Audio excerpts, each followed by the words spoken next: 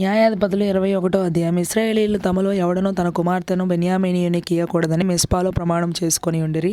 ప్రజలు బేతేలుకు వచ్చి దేవుని సన్నిధిని సాయంకాలం వరకు కూర్చుండి, యెహోవా ఇశ్రాయేలీయుల దేవా, నేడు ఇశ్రాయేలీయులలో ఒక గోత్రం లేకపోయెను, ఇది ఇశ్రాయేలీయులకు సంభవింపనేలా అని బహుగా ఏడ్చిరి. మరునాడు జనులు వేకువనే లేచి అక్కడ బలిపీఠమును కట్టి దహన బలులను సమాధాన బలులను అర్పించిరి. అప్పుడు ఇశ్రాయేలీయుల గోత్రములన్నిటిలో మిస్పాలో యెహోవా పక్షమున రాకపోయిన వారెవరని విచారించిరి. ఏలయనగా అట్టి వారికి నిశ్చయముగా మరణశిక్ష విధింపవలనని ఖండితముగా ప్రమాణం చేసి ఉండిరి. ఇశ్రాయేలీయులు తమ సహోదరులైన బెన్యామీనీయులను గూర్చి పశ్చాత్తాపపడి, నేడు ఒక గోత్రం ఇశ్రాయేలీయులలో ఉండకుండా కొట్టివేయబడి ఉన్నది, మిగిలియున్న వారికి భార్యలు దొరుకునట్లు మనము మన కుమార్తెలను వారికి పెండ్లి చేయమని యెహోవా తోడని ప్రమాణము చేసితిమి గదా, వారి విషయంలో ఏమి చేయగలము అని చెప్పుకొనిరి. మరియు వారు ఇశ్రాయేలీయుల గోత్రములలో యెహోవా పక్షమున మిస్పాకు రానిది ఏదని విచారింపగా, సమాజమునకు చేరిన యాబేష్గిలాదు నుండి సేనలోనికి ఎవడనూ రాలేదని తేలెను. జనసంఖ్య చేసినప్పుడు యాబేష్గిలాదు నివాసులలో ఒక్కడునూ అక్కడ ఉండలేదు.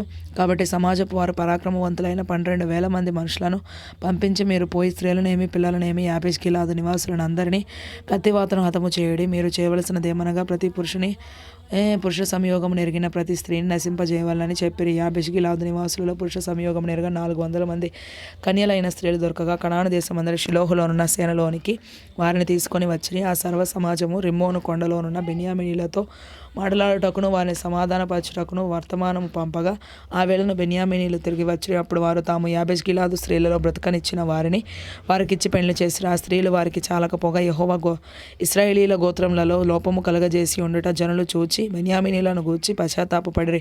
సమాజ ప్రధానులు బెన్యామీను గోత్రంలో స్త్రీలు నశించి ఉండుట చూచి, మిగిలిన వారికి భార్యలు దొరుకునట్లు మనమేమి చేయుదమని యోచించుకొని, ఇశ్రాయేలీయులలో నుండి ఒక గోత్రము తుడిచివేయబడకుండానట్లు బెన్యామీనీయులలో తప్పించుకొనిన వారికి స్వాస్థ్యం ఉండవలెననిరి.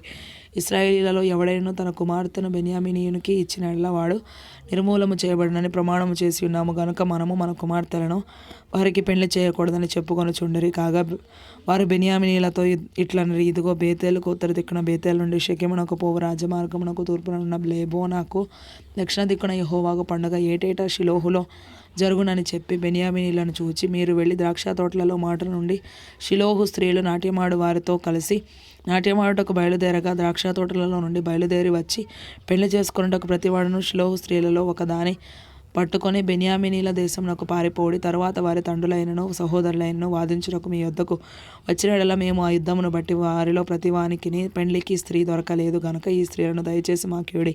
ఈ సమయమున వారికి ఇచ్చిన యెడల మీరు అపరాధులగుదురు గనుక మాకిచ్చినట్లుగా ఇయుడని వారితో చెప్పెదమనిరి. కాగా బెన్యామీనీయులు అట్లు చేసి తమ లెక్క చొప్పున నాట్యమాడిన వారిలో నుండి స్త్రీలను పట్టుకొని వారిని తీసుకొని పోయి తమ స్వాస్థ్యమునకు వెళ్ళి పట్టణములను కట్టి వాటిలో నివసించిరి. అటు పిమ్మట ఇశ్రాయేలీయులలో ప్రతివాడును అక్కడ నుండి తమ గోత్ర స్థానములకును కుటుంబములకును పోయెను. అందరూ అక్కడ నుండి బయలుదేరి తమ స్వాస్థ్యములకు పోయిరి. ఆ దినములలో ఇశ్రాయేలీయులకు రాజు లేడు, ప్రతివాడును తన ఇష్టానుసారంగా ప్రవర్తించుచు వచ్చెను.